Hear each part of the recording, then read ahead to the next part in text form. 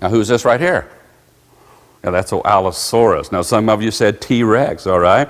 Well, it's not T-Rex. The way you can tell real easy is look at his front legs. This Allosaurus, he has big legs and he has 3 claws. You take a look at T-Rex here. He had wimpy little legs and he only has 2 claws on his front leg. Wimpy in fact, those legs were so wimpy he couldn't even scratch his chin with it, they believe, okay? Little wimpy legs. Well, he had wimpy legs, but he made up for in other ways. This guy was a big dinosaur, wasn't he? He had a head, some of them up to over 6 feet tall. Now, you look at this picture. First of all, do we know that this is what he actually looked like, that he had red on his throat, yellow with bumps and kind of bluish in color?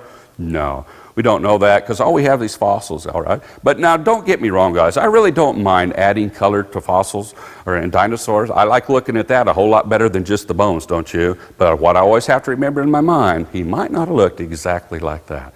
Well, Tyrannosaurus rex means king of the tyrant lizards. He was a big dinosaur, big head, up to 20 foot tall, head almost 6 feet, right? I used to think this guy was probably really smart. Well, he was the king of the dinosaurs, probably a really clever dinosaur. Well, that's what the movies always portray, doesn't it, right? But you know what they've discovered? This guy probably wasn't as smart as we always portrayed him in the past. This guy had a brain. If you take a look there, his brain actually was very small. They found a very complete skull, did some x-rays and CAT scans, and found out what his brain looked like. Now, this isn't his brain, but this is actually what it would look like. This is an exact replica of a cast of T-Rex's brain. So you don't have to use your imagination.